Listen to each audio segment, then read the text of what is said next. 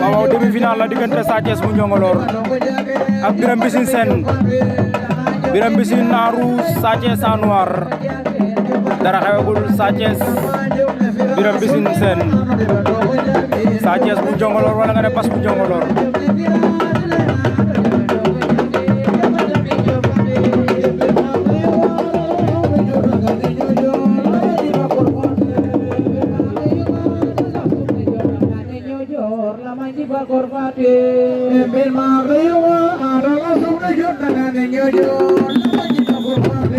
Birame Mbissine da ngay jël avertissement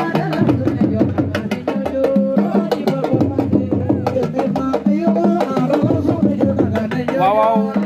Birame Mbissine Sène da ngay jël avertissement mënut a ñàkk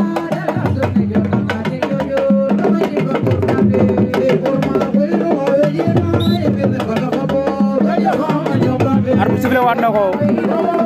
waaw Birame Mbissine Sène Sa Thiès numéro 2 Njongolor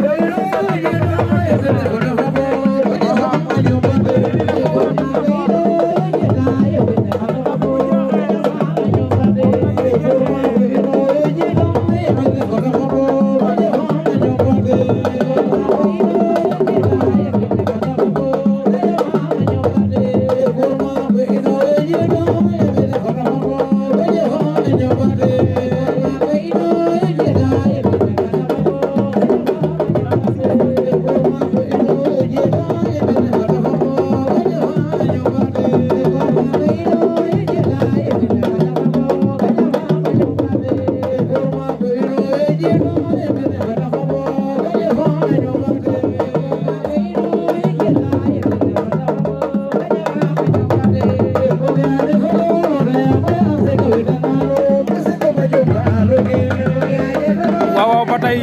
ci demi-finale bi dara xewagul ndeysaan Birame Mbissine Sène Sa Thiès Njongolor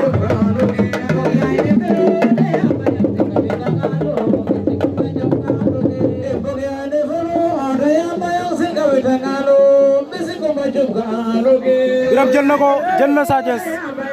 ndeysaan Bass remplacé na ko waaw aja sama gaay arbitre sifflé waat na combat bi demi-finale la Birame Mbissine Sène Sa Thiès numéro 2 Njongolor Birame Mbissine am na 2 avertissement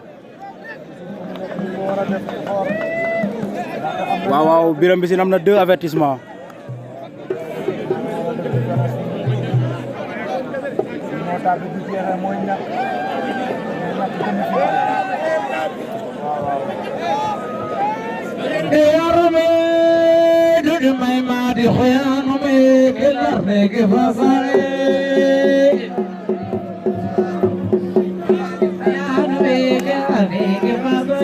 Birame Mbissine Sène Sa Thiès numéro 2 ndeysaan waaw 1 million lañ leen tegal ndeysaan vainqueur day am 450 000 vaincu am 300 000 ku daanu demi-finale da ngay am 50 000 quart de finale 12 500 waaw commission bi jël seen pourcentage ndeysaan 10% waaw Birame Mbissine Sène am na ngemb mais Bass da ko bloqué waaw loxo bala teg ci capaat ba waaw Sa Thiès Njongolor bu ko neexee mu défendre ndax am na mu am avantage Birame Mbissine am na 2 avertissement waaw Birame a koy forcer pour génne ko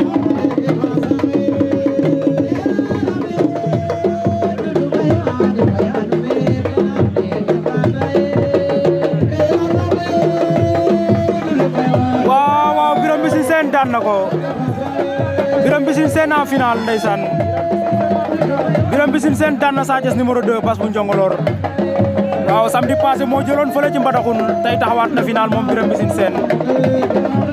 waaw Sa Thiès Njongolor mu ngi sa suuf